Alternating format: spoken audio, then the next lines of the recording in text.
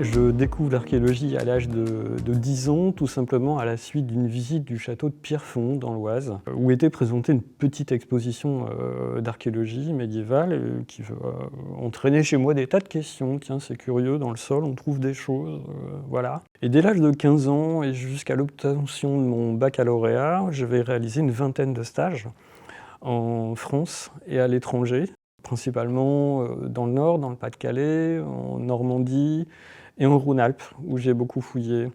2 sites m'ont particulièrement marqué pendant cette période, c'est celui de la terrasse d'Aïonim. On est en Haute-Galilée, dans le nord d'Israël. Un chantier dirigé par François Vallat du Centre de recherche français de Jérusalem, où on a travaillé sur des structures remontant au Natoufien récent, c'est-à-dire on est aux alentours de 10 500, 8 000 avant notre ère, des habitations, des sépultures, du silex.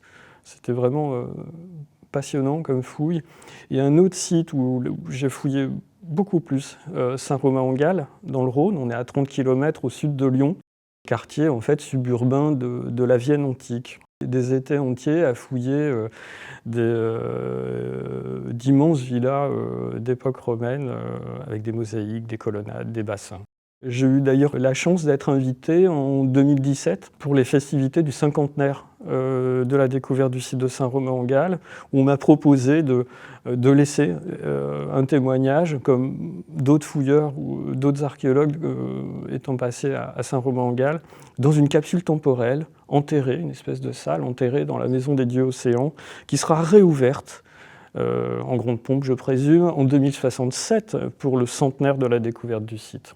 Donc là, vraiment deux sites qui ont compté dans mon passé bénévole d'archéologue. Ensuite, tout naturellement, je vais me diriger vers des études d'histoire de l'art et d'archéologie à la fac de Lille 3, auprès de professeurs vraiment intéressants qui m'ont marqué également. Je pense à Jacques Thiebaud pour l'architecture médiévale, l'archéologie médiévale, Roger Hanoun, Arthur Müller pour l'archéologie gréco-romaine et Nadège Dagen pour l'histoire de l'art.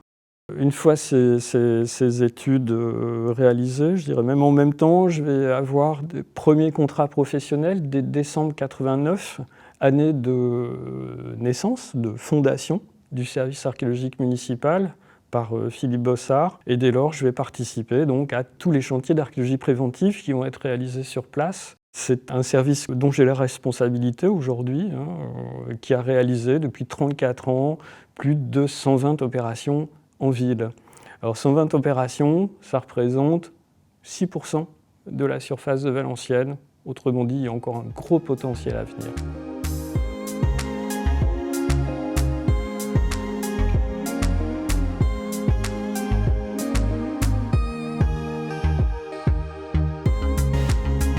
Ce qui caractérise le mieux le site de Valenciennes, c'est tout simplement la présence de l'Escaut.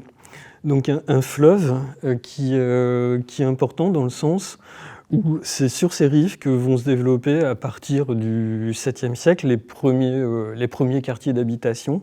Un endroit qui est particulier dans le sens où, large de 800 mètres, 1 km, cette vallée de l'Escaut cesse d'être navigable pour les bateaux à fort tonnage. Et donc c'est cette caractéristique hydrographique, en fait, qui va faire que des marchandises vont arriver de villes du nord, très importantes, comme Tournai, Audenarde, Gand, Anvers, vont arriver jusqu'à Valenciennes, vont être déchargés, puis les bateaux vont repartir dans le sens inverse avec de nouvelles marchandises. Donc on est sur une espèce de nœud routier fluvial très important et qui est à l'origine même de la ville de Valenciennes.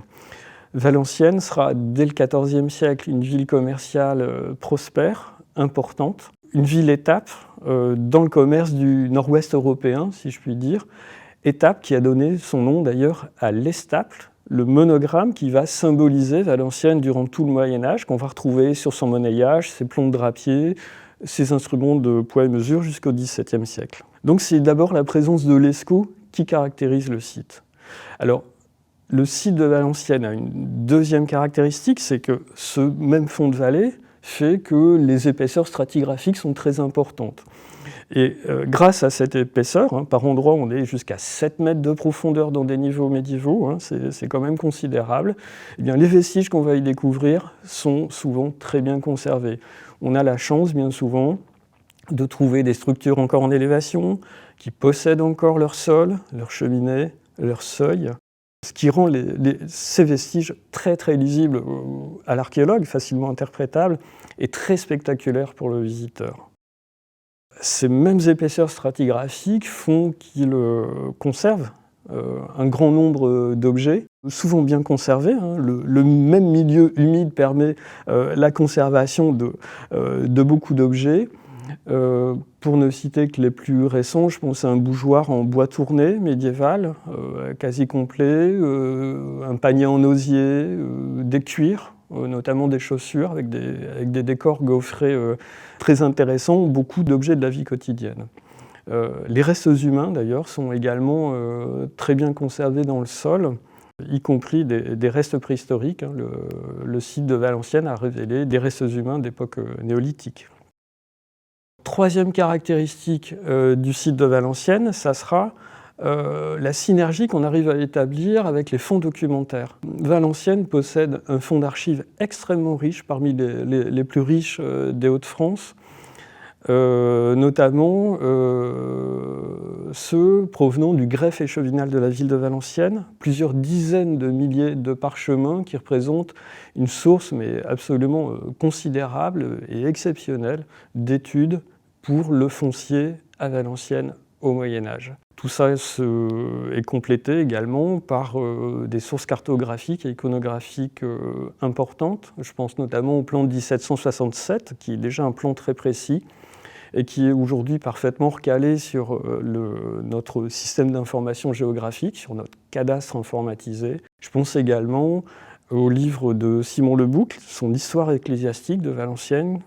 Simon Le Bouc Prévost va rédiger en 1650, va achever en 1650 une histoire ecclésiastique dans laquelle il va faire la description et l'histoire de tous les bâtiments religieux et civils de la ville.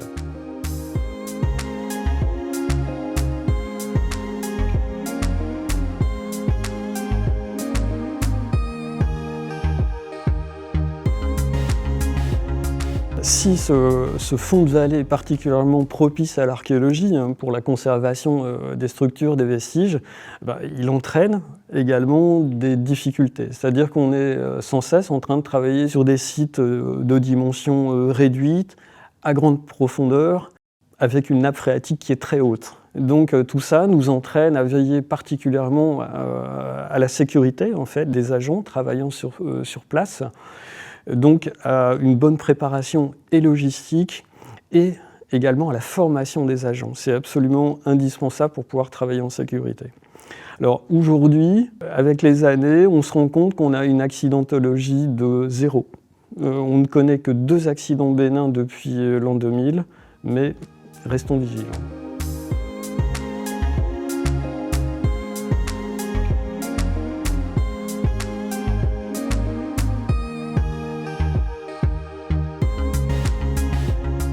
Il y en a 3. Il y a d'abord le lot très important de mobilier récolté à l'occasion de la fouille du cœur de ville, donc qui a été réalisée entre 1999 et 2003 en centre-ville de Valenciennes. Là, on était sur un site qui comprenait en fait l'hôtel de Hollande, qui était une résidence importante des comtes de Hainaut, bordée par une rivière.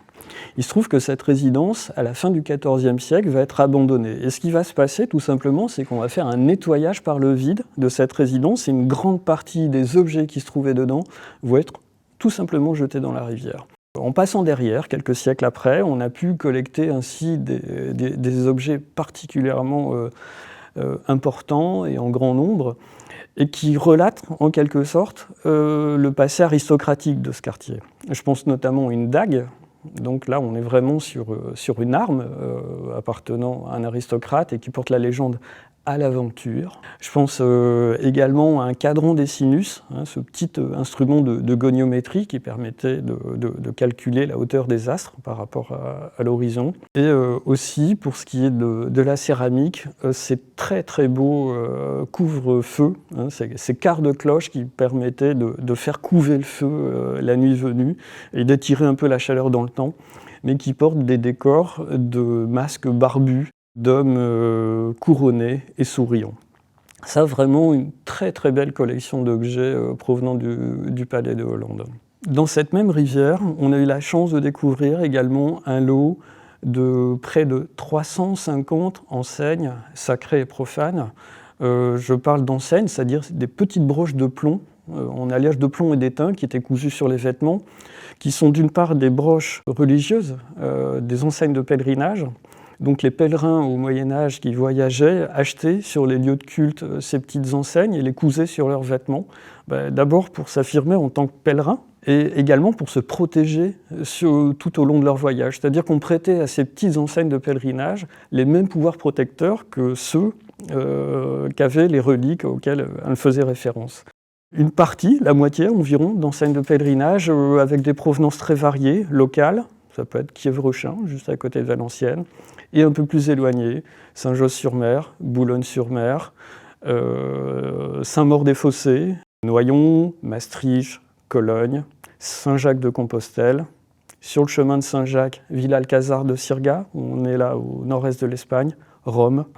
Donc ici, des objets très parlants, très évocateurs. Et à côté de ces enseignes religieuses, des enseignes profanes, qui, un peu à la manière d'un badge, toujours cousu sur les vêtements, parlait des différentes préoccupations que pouvait connaître l'homme à la fin du Moyen-Âge, au début de l'époque moderne. Donc des badges à thème politique, satirique, religieux, voire érotique. Là, une assez belle collection également. Donc au total, près de 500 pièces, dont 350 pièces entière. Une collection tout à fait exceptionnelle en Europe. Troisième lot important qu'on a pu rencontrer, en 2006, on s'apprête à réaliser une petite opération, moins de 600 mètres carrés en diagnostic.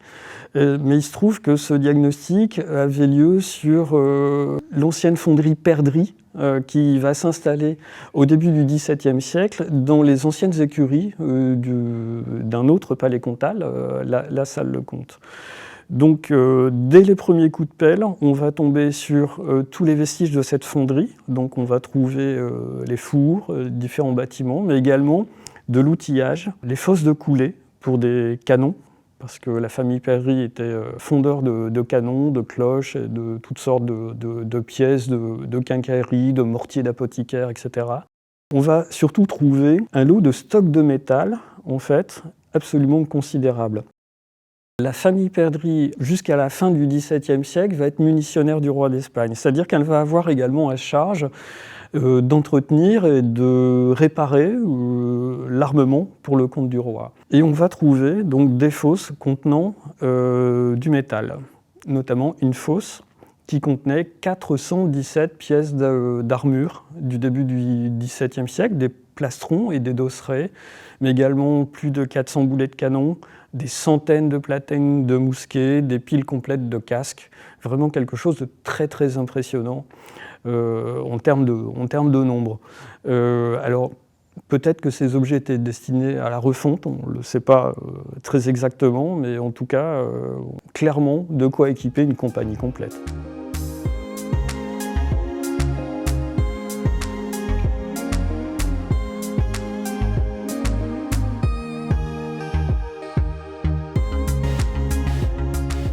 Alors, parmi les découvertes que j'ai pu faire durant ma carrière, deux m'ont particulièrement marqué.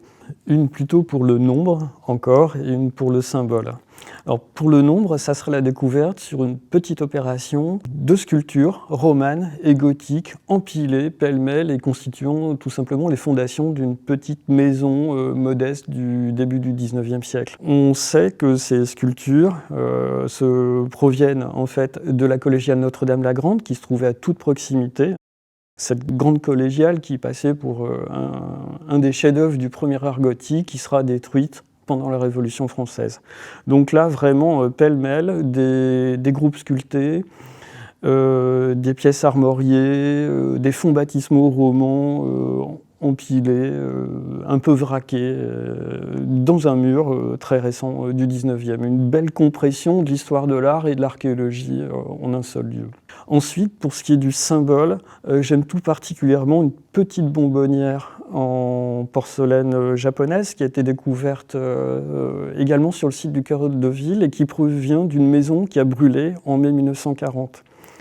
Ce qui est étonnant, c'est que cet objet va contenir en lui-même plusieurs dates.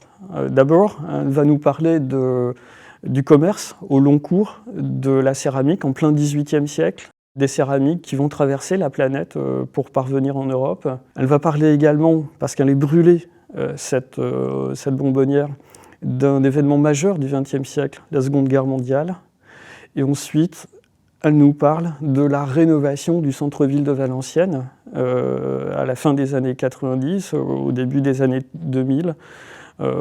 Voilà, donc il y a plein de choses qui est contenu dans ce même objet, mais ce qui est le plus particulièrement captivant, c'est le fait que les visages en grisaille, en fait, qui se trouvent sur cet objet, ont survécu alors que l'ensemble du décor polychrome, lui, a brûlé. Et ça fait vraiment surgir ces personnages un peu comme s'ils voulaient nous interroger. Et pour la petite anecdote, je voudrais juste évoquer ma caisse à outils que j'ai photographiée systématiquement sur tous les chantiers où j'ai pu travailler depuis plus de 25 ans.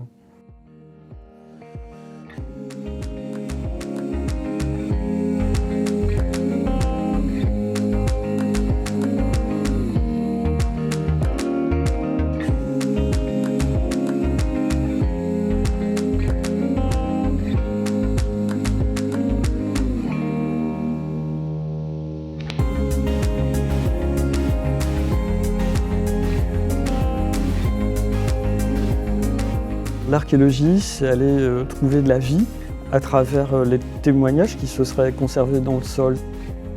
C'est un peu s'attacher à des personnes disparues, modestes, oubliées, mais qui ont participé à la grande histoire.